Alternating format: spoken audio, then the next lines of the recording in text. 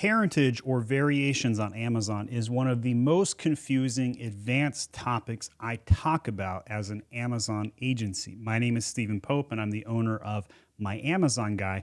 And in this video, I'm going to be discussing parentage and when to bring listings together and when to separate them and why you might want to do that.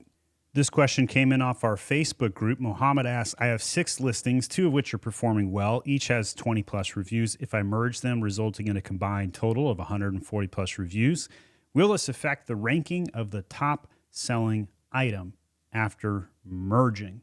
Answer, no, it won't affect the top listing, but it may help the weaker 4 listings. So if there's 6 listings in total and 2 are really good by themselves, the 4 weaker ones are going to steal sales from these top 2 ranking items. And the combined reviews going up to 140 reviews isn't as strong as it may sound like it is. In fact, Jungle Scout did a big study. Your review count does not affect conversion as much as people think it does. So going from 0 to 1 review, that's 100% conversion boost. Going from 1 to 20 reviews, that gets you another like 25%. Going from 20 to 100%, that gets you another like 7%. But after that, it's like barely any difference on conversion data.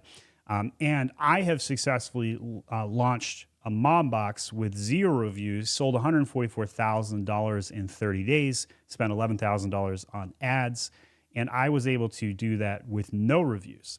So reviews are overrated. People spend too much time doing them or trying to get them or gaming them. Amazon is very hostile to review generation strategies. So I generally don't look at parentage as a review question. I look at it as a ranking question. So if I go to Amazon, I type in Age of Sage, and here we're going to have a bunch of different types of soaps, primarily as the main seller.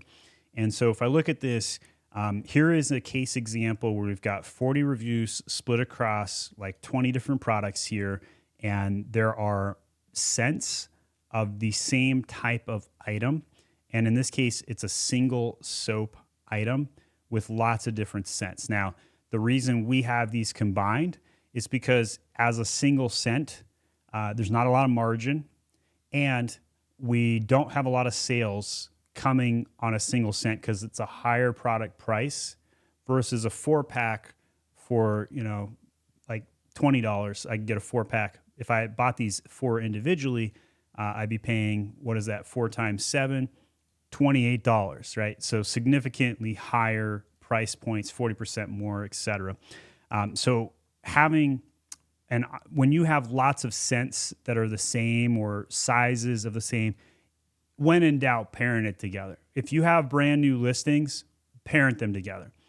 But in this particular use case that Mohammed asked about, these are listings that have already been up.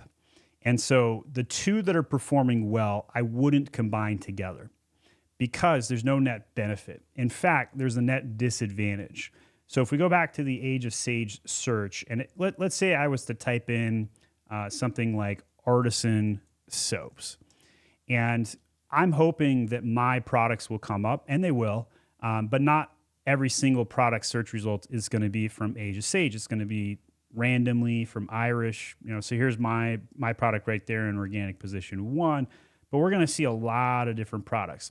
Now, the key here is that generally speaking, you will not see 2 items from the same parentage showing in search at the same time. And I'm going to break that down. So in other words, 2 items in this parentage will generally, 95% of the time, not display in search results for the same keyword at the same time. Therefore, if I have 2 good sellers that could show up on page 1 in the top 20 rankings for a very popular keyword, not parenting them together could improve my sales by 2x. Because 2 products showing up in search like this, I'm going to get a percentage of the click-through rate on this item. I'm going to get a click-through rate percentage on this item. And that's going to be far superior versus the combining of the reviews versus having things together and trying to improve AOV and trying to get some of those benefits.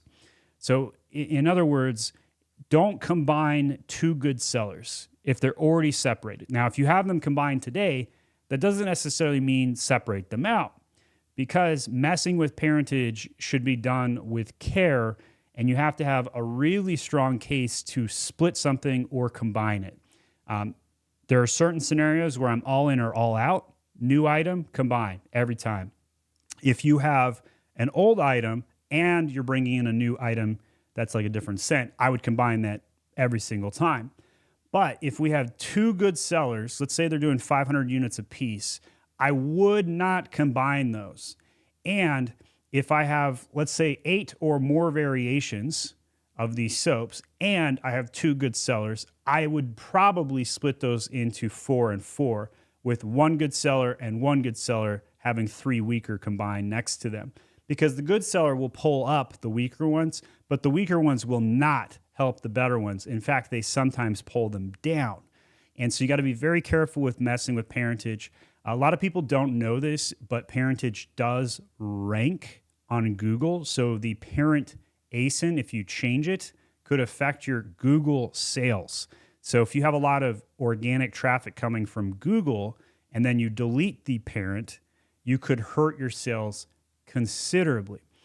So a lot of people don't know that. They don't realize how delicate parentage is. They'll make a change to parentage and then they'll blame their bad sales on PPC. And in reality, it was the parentage change, which can be substantial. Category changes are not as damaging as parentage changes, but also can cause issues like that as well. So just be careful with making catalog changes on a whim. Be very strategic about them. You may need to consult an expert on when to do it. You may need to hire my Amazon guy to help you set up some of those parentages or manage the account to help you avoid making tens of thousands of dollars in damages or mistakes on your brand. Because these sort of things take 6 months to repair organically. They're really not worth messing with unless you really know what you're doing. It's also difficult to do parentage work. It's not a lot of fun getting in the Excel files and doing template file uploads. You can't exactly ticket to Amazon and be like, hey, I want my products to look like X, Y, and Z. They'll just push you back into the template files and tell you to have fun and good luck. But there are some scenarios where you can't set up the parentage. There's phantom parentage or overrides from the vendor team and other various parentage scenarios that come up. But I do have a bigger guide about parentage and other articles that we've written. You may want to check it out. Go to myamazonguy.com/parentage, and you can see a bunch of information that we've got about parentage and some of the things that we've done to help improve the knowledge base about catalog techniques while being an Amazon seller. So my name is Stephen Pope. I'm the founder of My Amazon Guy. Hope you guys check us out over at myamazonguy.com. And thanks for watching. Here are some other parentage videos you'll want to click next.